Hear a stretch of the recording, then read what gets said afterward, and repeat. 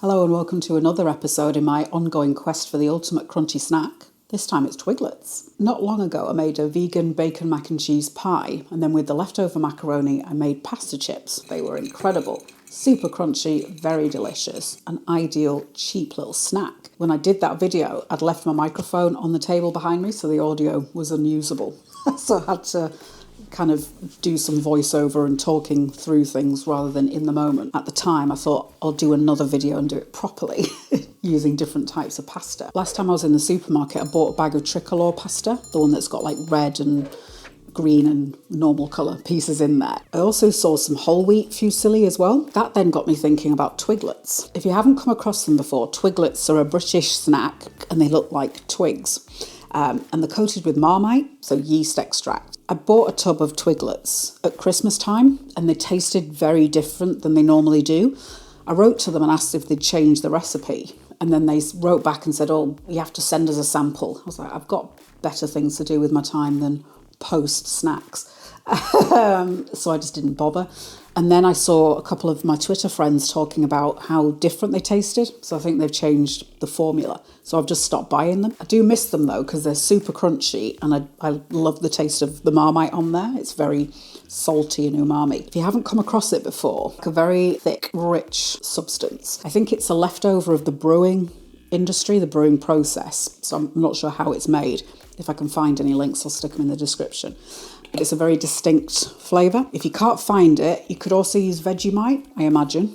But other than that, it's one of these, it's got a very particular kind of flavour to it. When I did the macaroni chips, I put oil on to get them nice and crispy and crunchy. I'm going to attempt to make these fat-free by applying a similar technique to when I made the granola two ways. One of them was maple pecan, that had oil in them.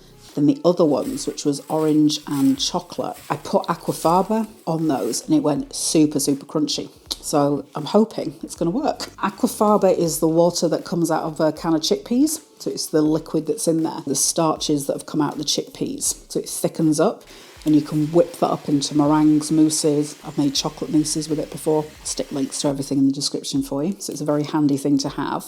So I'm going to drain off the aquafaba, mix that in Marmite, maybe some other bits and pieces. I'm just boiling the kettle so I can have boiling water to cook the pasta. So I've got 100 grams of it, about 2 cups. The reason I'm doing a smaller quantity is because I'm going to air fry them and I don't want to put too much in there because otherwise they won't crisp up properly. And as this is a trial with the aquafaba, I don't want to make loads and then it not work. Pour water in. I put salt in the water so then it can add a little bit of flavour inside as well. And I'll tip the pasta in. Quick stir.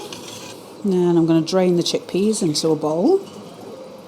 Put the chickpeas to the side. I might put those in the air fryer as well, make those something crunchy, or squash them down with a bit of olive oil and some herbs, and I've got a nice little sandwich filler. Marmite is very thick, so I'm holding that and it's barely moving. I'm going to try microwaving it for 10 seconds, see if that softens it up a little bit.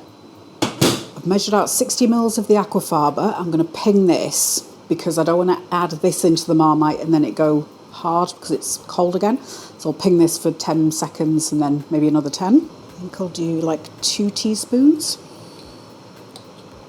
In addition to being very delicious, Marmite's also full of like vitamins. So there's, let's have a look, B12, riboflavin, thiamine, niacin, that kind of thing. Drain the pasta. Going to add a little sprinkle of celery salt. Not much, maybe, I don't know, 1/8 of a teaspoon. It's quite potent, this one. Maybe 1/8 of a teaspoon of white pepper. Yeah, I'll do like 15 mils of the aquafaba to start with. Well, 20. That's worked real nice. Maybe a little touch more pepper. So yeah, it's probably 1/4 teaspoon altogether. Preheating the air fryer at 190 degrees C. It's about 375 Fahrenheit. Some recipes for pasta chips say to go at 200, which is like 400 Fahrenheit. But when I did the macaroni, it was too hot. So I'm going to bring it down because I'd rather do it longer than burn it. So, but it's just going to depend on your air fryer and the intensity of the heat. I'm going to line the basket with some baking parchment because I don't fancy cleaning the basket because it'll be a right mess.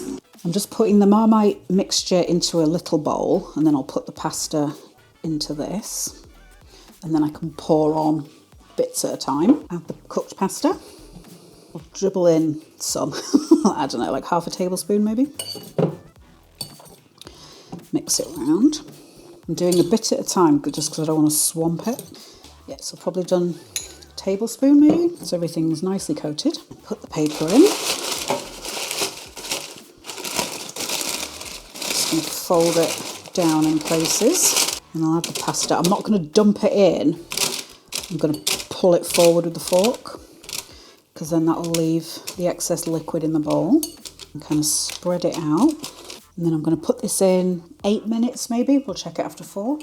If this works out the way I'm hoping it will, what I might even do is mix up the rest of the aquafaba with the Marmite and the other bits, and then freeze it in maybe ice cubes. And then whenever I want some pasta chips, I can just defrost a cube or 2. And then I've got pasta chips without having to mix everything on demand. This is where they're at after like 4.5 minutes. So I'm going to mix it through. I should have mixed it every couple of minutes really, but I didn't because I was washing up. But yeah, you can see there, it creates all these little air pockets in, which are brilliant. Dropped it to 180 and I've put it back on for 7 minutes. And I am going to stir it every couple of minutes just to get it a bit more even, because some of them were very crunchy, but then some were not. So here we are.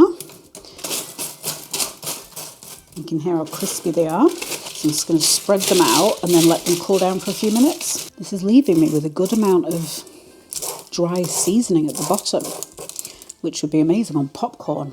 I do love it when I do something and then I end up with a recipe for something else. Chips are all cool, so let's have a go. Amazing. That's worked exactly how I wanted. Maybe better. The aquafaba's done just like it did in that granola. It's gone really like shatteringly crisp. There's maybe a touch too much white pepper. So perhaps for this quantity, just do the 1/8 of a teaspoon. It's not too overpowering, but it's just taking away a little bit from the Marmite. In total, I had it in the air fryer for about 11 minutes. And after the first 5, I dropped it to 180. I reckon start it at 180 and stir it every couple of minutes. And then that'll probably do it in 9 minutes, something like that, 8 to 9 minutes. It's just because some of them had gone really crisp, but then other ones were still quite soft. So I think mixing it will ensure, more crispness consistently. That's the one downside of doing it in the air fryer, is because you're restricted a little bit in how much you can do at a time. At some point, I'll try and make them in the oven just to see if it works as well. I don't know if you're going to get quite the same airy texture to them, but I'll do it and update the pinned comment to let you know. You could also try doing it in the deep fryer. Yeah, might be worth a shot. Just stand back so it doesn't, the liquid, the marinade doesn't splash back up into your face. But it's worth a go. These are a brilliant snack on so many levels. A, because they're deliciously tasty. B, because they're super crunchy. C, they're cheap as, chips. I've just had a look. A big bag of, I think it's a 180 gram bag of Twiglets is £2.70. A 500 gram bag of pasta is 95 pence. I've used 100 grams, so you can already see where I'm going with this. That's like 20p worth of pasta. So the weight of these is 100 grams. So yeah, it's like infinitely cheaper than buying snacks. And D, because it's super low fat. So Marmite's got 0.5% fat. And whole wheat pasta is it's like 1.1% fat. Chickpeas are apparently 2.59%, but that's chickpeas, not the water. So I imagine there's even less fat in the aquafaba. So yeah, that's a brilliant snack, that is. So I think you could apply the aquafaba technique to all kinds of different things. With the tricolor one that I bought, I'll maybe do another video and try like a sriracha and lime. So some lime juice and a bit of sriracha in with the aquafaba, mix it in that. Could maybe try doing a mustard one. Yeah, with like English mustard powder maybe. Be weird, but yeah. I remember some crisps from back in the day, Brannigan's ham and mustard.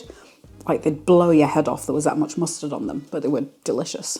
Maybe wasabi, that would be really cool to try.